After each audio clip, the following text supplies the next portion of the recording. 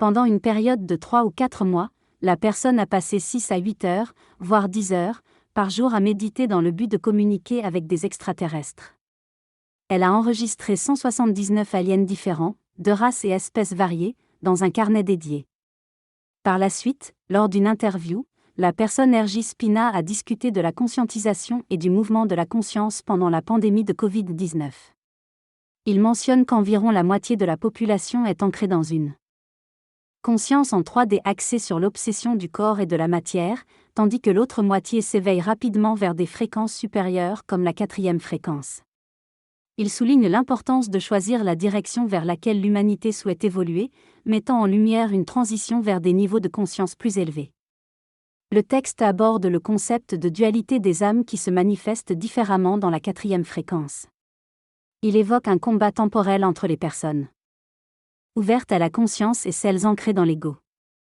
L'ego est présenté comme une addiction basée sur l'analyse et le jugement, entraînant une ramification négative des pensées. La solution proposée est l'abstinence en méditant pour surmonter cette addiction. L'indifférence est liée à l'ego, empêchant l'évolution et la compréhension de la vraie nature du soi. L'ego est décrit comme insolvable, nécessitant l'abandon des identités et croyances limitantes pour évoluer vers une conscience plus vaste.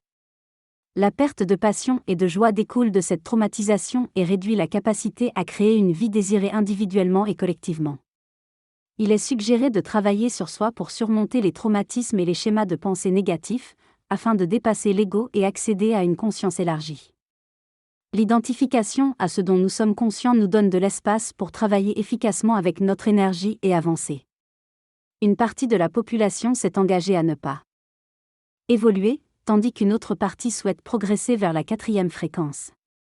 Pour se libérer, il faut abandonner les identifications, les jugements et les analyses qui créent de la souffrance. En résidant dans le moment présent, on cesse de juger et on peut alors créer à partir de notre essence véritable. Il est essentiel de se libérer du conditionnement et des basses fréquences pour progresser. L'univers est un hall des miroirs multidimensionnels conçus pour atteindre la maîtrise de soi. Elle nous permet de jouer différents niveaux du jeu de la vie, où nous avons plus de liberté que dans un jeu vidéo, car nous pouvons avancer dans les 12 fréquences du premier plein univers.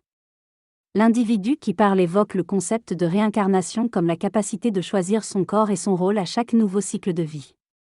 Il affirme que nous avons le pouvoir de sélectionner notre équipe, notre fréquence et notre timeline dans cette simulation de réalité. Il explique que la mort n'existe pas vraiment, que c'est un passage à un autre environnement et que notre évolution est basée sur l'amour et la sagesse.